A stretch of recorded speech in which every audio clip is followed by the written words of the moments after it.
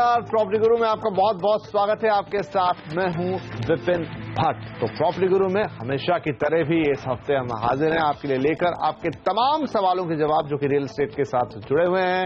और इस हफ्ते भी हमारे साथ आपके सवालों के जवाब देने के लिए हाजिर है हमारे प्रॉपर्टी गुरु और पार्किंग प्रॉपर्टी एडवाइजर्स के फाउंडर और सीईओ अक्षय कुमार साहब। सर, बहुत स्वागत है आपका एक बार फिर प्रॉपर्टी गुरु में।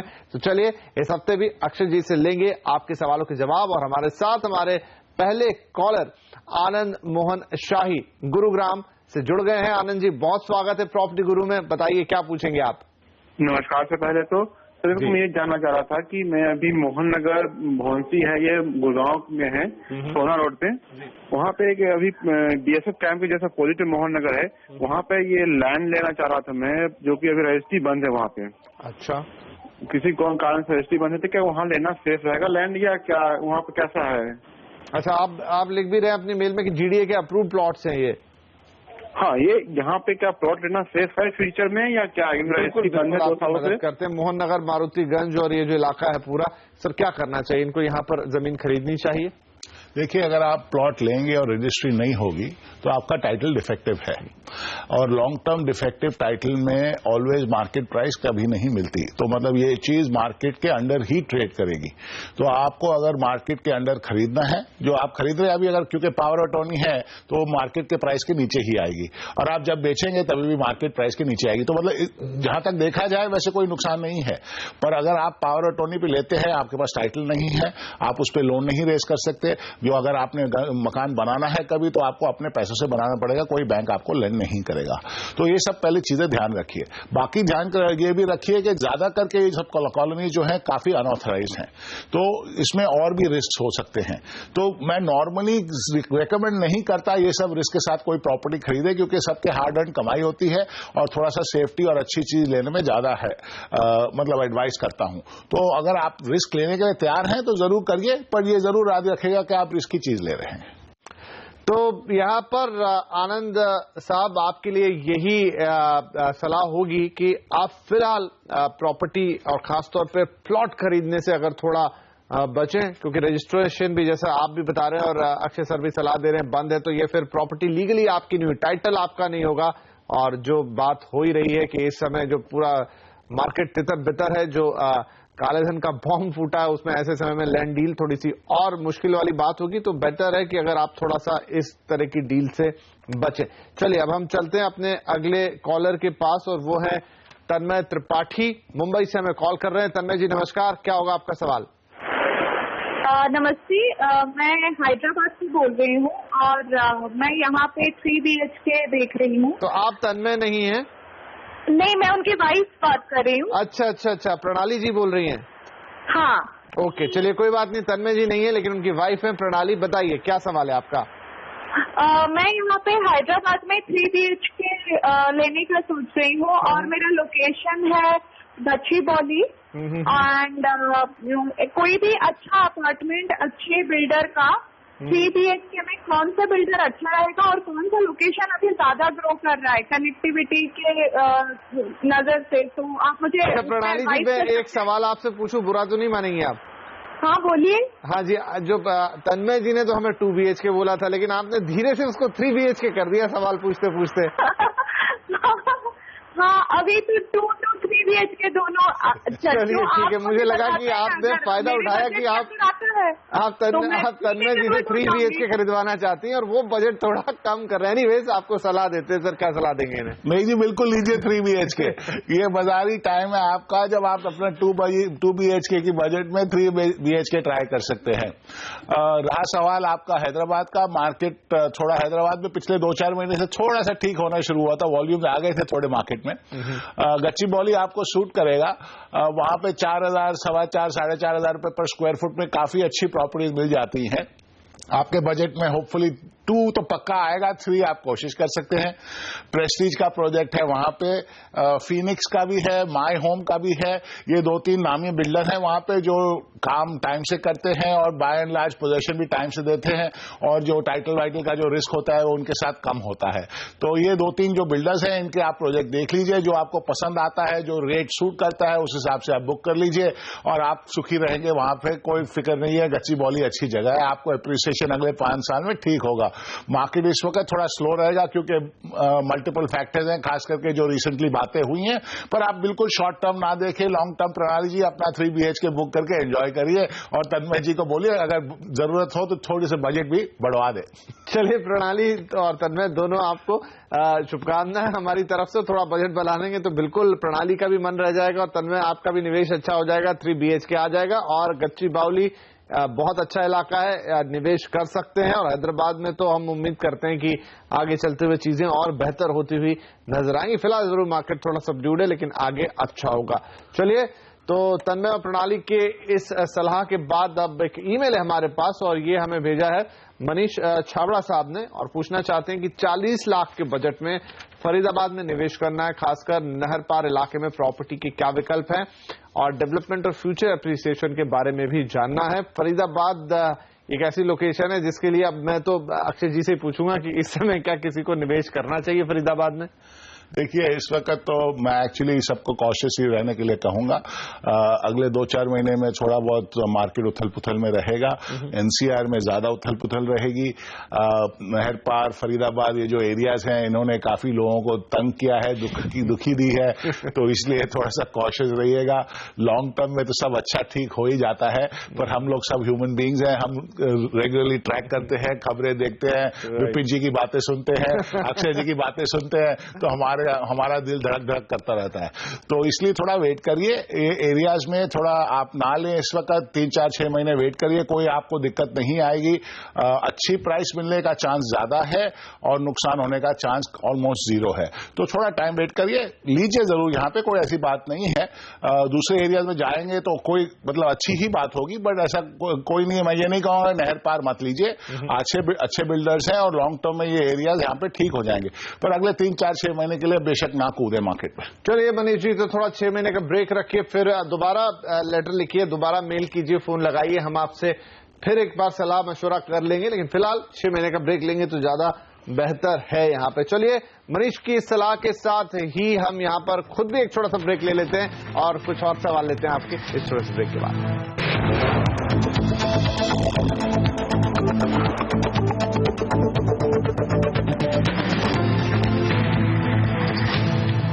वेलकम बैक, आप देख रहे हैं प्रॉपर्टी गुरु और हम दे रहे हैं आपके सवालों के जवाब। अक्षय कुमार साहब हमारे साथ स्टूडियो में बने हुए हैं आपको सही सलाह देने के लिए। रोहित जैन है बेंगलुरु से फोन लाइन पर। अब रोहित, क्या पूछेंगे आप? नमस्कार जी, मैंने 2014 में मंत्री डेवलपर्स के मंत्री सब्सिडी पार्सल 2 में मैंने प्रोजेक्ट में मैंने बुक किया था 2 BHK। तो जो उन्होंने पोजीशन मुझे दी थी, अग्रीमेंट में भी जो लिखी गई थी वो थी 2016 जुलाई। लेकिन उसका काम भी चालू नहीं किया काफी टाइम से, अभी कुछ टाइम पहले उन्होंने चालू किया और बीच में लोग काफी डिले करते गए। कभी पहले 2017 में मार्च दी, फिर जुलाई दी, फिर 2017 नवंबर दी। अभी 2 महीने पर पहले उन्होंने हमें नई डेट दी, वो थी 2019 अप्रैल। और ये मेल डालने के बाद मुझे अभी लास्ट वीक एक और इन्फॉर्मेशन मिली, मतलब उनका नया मेल आया जिसमें बता रहे कि 2021 है की पोजीशन रेट। कौन सी पोजीशन? 2021? हाँ, लास्ट वीक जो मुझे मेल मिला मंत्री डेवलपर से, उन्होंने बताया 2021 डिले है। ओहो जी, तो मैं पूरी तरह समझ चुका हूँ, इस प्रोजेक्ट में कोई काम नहीं चल रहा है, मतलब ना के बराबर चल रहा है। पार्सल 2 हम समझ गए आपकी बात, जो भी है आपका दर्द भी समझ गए। क्या कर सकते हैं अब? अक्षय कुमार साहब से पूछते हैं सर, 2021 तक तो बहुत बात आगे चली जाएगी, क्या करना चाहिए? देखिए विपिन जी, मार्केट की हालत ऐसी रही है और काफी डेवलपर्स को काफी दिक्कत आई है। इसमें अच्छी बात यह है कि मंत्री जी इनको कम से कम कम्युनिकेट तो कर रहे हैं। बुरी बात तो बिल्कुल यही है कि दिक्कत इनको आएगी और जो बाकी बायर्स हैं उनको भी प्रोजेक्ट में दिक्कत आएगी। इसका इलाज बड़ा मुश्किल है। आप कैंसिल और रिफंड करके मांग सकते हैं पैसे, पर डेवलपर्स की तंगी की वजह से वो दे नहीं पाएंगे आपको। आप दूसरे बायर्स के साथ यूनाइट करके उनके साथ कागज कार्रवाई या तो कोर्ट कचहरी की बातें कर सकते हैं, पर इसमें भी कोई भला नहीं है। आपको मेरे हिसाब से एक बार मंत्री जी के साथ डिस्कस कर लेना चाहिए, मतलब उनके जो रिप्रेजेंटेटिव्स हैं क्या बेस्ट सोल्यूशन है। अगर आप लीगल जाना चाहें सब लोग तो अलग बात है, मैं इसमें नॉर्मली रेकमेंड नहीं करता हूं, क्योंकि जब झगड़ा हो जाता है फिर तो आपको फ्लैट भी नहीं मिलेगा, अगर बिल्डिंग रेडी भी हो जाएगी तो वो नहीं देंगे आपको। तो प्लीज आप एक लॉयर को कंसल्ट करें और जो भी आप स्टेप्स लें कॉशियसली लें। मैं आपका दर्द समझता हूं और मैं आपके साथ सिंपैथेटिक भी हूं। आपके लिए डिफिकल्ट सिचुएशन है, अनफॉर्चुनेट है, but please step by step cautiously जाइए, लॉयर कंसल्ट करिए, और अगर आप कुछ लीगल स्टेप लेना चाहते हैं तो सारे जो बायर्स हैं ज्यादातर उनको इकट्ठे करके साथ में लीजिए। राइट, तो ये कुछ पॉइंट्स हैं, इन्हें जरूर ध्यान में रखिए। सब एक साथ आ जाइए, लॉयर के पास जाइए, बिल्डर से भी बात करके देख लीजिए, कुछ इस तरीके का सॉल्यूशन निकालने की कोशिश कीजिए जिसमें आपको कम से कम नुकसान हो और उम्मीद बंधे कि चीजें ट्रैक पर आ जाएं। दिक्कत है, ये हम समझ रहे हैं। अब अगले कॉलर है हमारे साथ प्रीतेश कुमार साहब, और ये पुणे से हमें कॉल कर रहे हैं। प्रीतेश जी, क्या होगा आपका सवाल? हाय, गुड आफ्टरनून। मेरा क्वेश्चन ये है कि मैं पुणे वाकड़ में एक 3 BHK ready to move property search कर रहा हूँ और मेरा मैक्सिमम बजट है 80 to 85। ओके, तो आप कोई अच्छे प्रोजेक्ट सजेस्ट करेंगे? अच्छा, आप अभी वाकड़ का पूछ रहे हैं, लेकिन क्या आप पहले हिंजेवाड़ी में इंटरेस्टेड थे? क्योंकि आपकी जो मेल है हमारे पास उसमें हिंजेवाड़ी लिखा हुआ है। अच्छा, मैं हिंजेवाड़ी में नहीं इंटरेस्टेड हूँ। नहीं, ओके, तो आप वाकड़ में ही। और बजट एक बार मुझे दोबारा बताएंगे? 80 to 85। 80 to 85, I think decent budget रखते हैं पुणे के। बहुत अच्छा है इनका, इसमें कोई दिक्कत नहीं आएगी। वाकड़ जैसे एरिया में आपको 4 और 5 हजार के बीच में मल्टीपल ऑप्शंस मिलेंगे। थोड़ा होमवर्क आप करिए। मैं प्रोजेक्ट कोई रेकमेंड नहीं करूंगा, बट डेवलपर्स बहुत ही अच्छे हैं और नामी डेवलपर्स हैं वहां पे। ज्यादा आपको 2-3 सजेशन जरूर दूंगा कि ज्यादा करके आप वो प्रोजेक्ट लीजिए जिसमें सब्सटैंशियल काम हो चुका हो।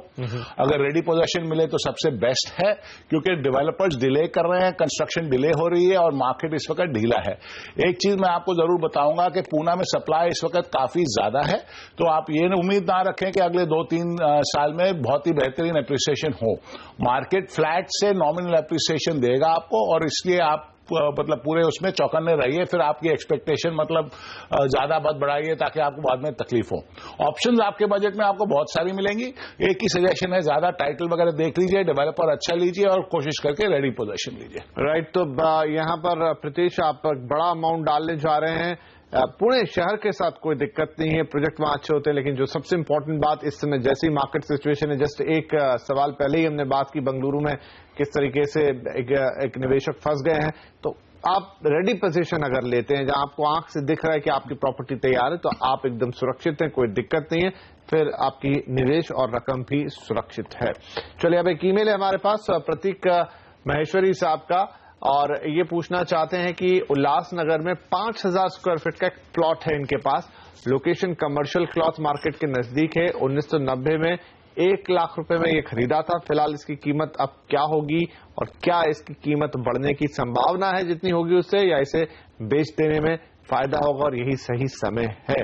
तो सर, उल्लासनगर में 5000 स्क्वायर फीट का प्लॉट है, 1990 में 1 लाख में लिया था, क्या करना चाहिए? देखिए, रिटर्न तो आप उनको इस वक्त अच्छी मिल ही रही होगी। मेरे हिसाब से ये 700 to 1000 rupees per square foot का प्लॉट होना चाहिए। तो 5000 फुट का प्लॉट मतलब आप गिन लीजिए, 1000 के हिसाब से तो ऑलमोस्ट 5 करोड़ रुपए का प्लॉट हो गया। राइट, तो मेरे हिसाब से समवेयर बिटवीन 4 and 5 करोड़ का प्लॉट हो सकता है ये। पर आप इसको अगर आप रखना चाहें रख सकते हैं, रखिए। उल्लासनगर में स्लो एंड स्टडी एप्रिसिएशन रहेगी, क्योंकि वहां पे जो आप बोल रहे हैं डेवलपमेंट आ गई है, मार्केट आसपास है, तो जनरली वैल्यूएशन प्रॉपर्टी की ठीक है। थोड़ा मार्केट स्लो है तो बेचने अगर आप निकलेंगे तो इतनी आसानी से शायद बिके नहीं, बट प्रॉपर्टी ठीक है आपकी, आप रख सकते हैं। और अगर आप बेचना चाहें क्योंकि आपके पास एप्रिसिएशन ज्यादा है, थोड़ा प्राइस कट करके बेच दीजिए। राइट, तो प्रतीक साहब, सीधी सलाह यहाँ पर, अगर आप रखना चाहें तो भी बहुत बढ़िया बात है, लेकिन अब बेचना चाह रहे हैं, जैसा कि अब बड़ा टिकट साइज हो गया, आपने खरीदा 1 लाख में था, लेकिन आज की तारीख में 5 करोड़ की वैल्यू हो गई है उसकी, तो आपको फायदा तो बहुत मिल रहा है, लेकिन इतनी आसानी से लिक्विडेट होना शायद यहाँ संभव नहीं है। तो थोड़ा कम ज्यादा में भी बिकता है तो कोई दिक्कत नहीं, आपके लिए तो फायदे की ही बात है। चलिए, इसी सलाह के साथ हम लेंगे यहाँ पर एक और छोटा सा ब्रेक, और ब्रेक के बाद सवाल जवाब जारी रहेंगे।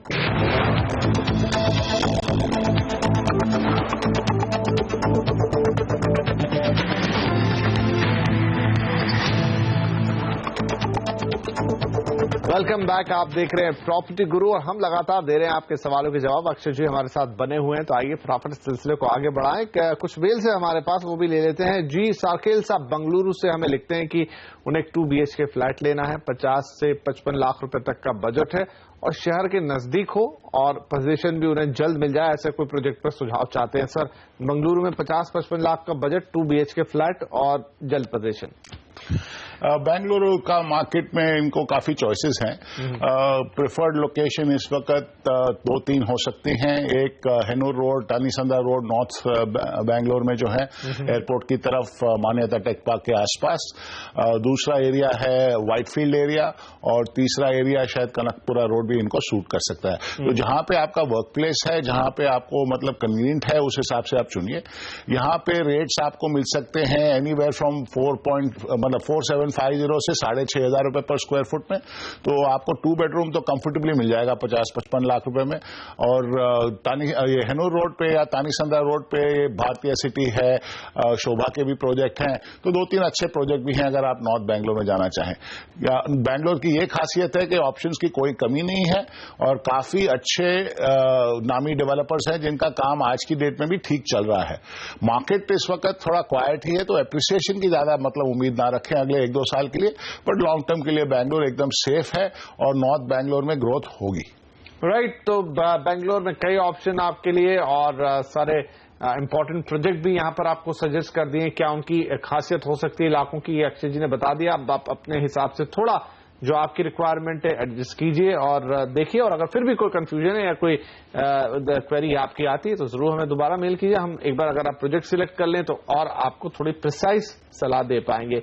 अब एक और ईमेल है हमारे पास और ये भी है बंगलुरु से मनीष बधारके साहब का, लेकिन सवाल है मुंबई के लोढ़ा पलावा सिटी के बारे में। 2013 में उन्होंने 45 लाख रुपए में 2 BHK लिया। यहाँ पे भाव में कोई खास उनके अभी तक एप्रिसिएशन नहीं है। इस प्रॉपर्टी को बेचकर अब वो सोच रहे हैं कि बंगलुरु में क्या री इन्वेस्ट कर देना चाहिए और शहर के किस इलाके में उन्हें इस बजट में जो यहां से बेच के पैसा मिलेगा उसमें उन्हें घर मिल सकता है। तो पहली बात सर, मुंबई का घर बेच के क्या वापस बंगलुरु में निवेश करना चाहिए या मुंबई का कोई दूसरा एरिया देखें, और अगर वहां तो फिर कहां? देखिए, ये मुझे लग रहा है कि ये मतलब खुश नहीं है अपने रिटर्न्स के साथ और इसलिए एक जगह से दूसरी जगह कूदना चाहते हैं। राइट, ये जो इनकी परिस्थिति है और जो इनकी मतलब प्रॉब्लम है, ये काफी इन्वेस्टर्स का प्रॉब्लम है। पिछले 2-3 साल में रिटर्न्स अच्छे नहीं रहे हैं रियल एस्टेट में और इसलिए लोग थोड़े से मतलब अनकंफर्टेबल हो गए हैं कि भाई मैं क्या करूं। ये खरीदना बेचना मैं नॉर्मली सजेस्ट नहीं करता हूं क्योंकि दूसरे मार्केट्स में भी ऐसी कोई ग्रेट रिटर्न हुई नहीं है। तो आप यहां से बेचेंगे वहां खरीदेंगे, एक तो बिकना इतना आसान नहीं है और दूसरा आप फिर वहां ढूंढेंगे, फिर वहां रिटर्न नहीं आएगी तो आप फिर बेचैन हो जाएंगे। तो अगर होल्ड कर सकते हैं तो इसी को होल्ड करिए। अगर बिक जाता है और आपने डिसीजन लिया ही है कि बेच के जाना है बैंगलोर में, तो मैंने 2-3 एरिया जो सजेस्ट करे हैं वही मैं उनको कहूंगा कि भाई हेनूर रोड, कनकपुरा रोड और व्हाइटफील्ड में ऑप्शन चूज करके वहां पे आप ले लीजिए। बेस्ट जो ऑनेस्टली यही रहेगा कि आप मतलब 5-7 साल के लिए वहीं होल्ड करके रखिए, रिटर्न आ जाएगी आपको। इस वक्त मार्केट्स धीमे हैं और सब जगह प्रॉब्लम है।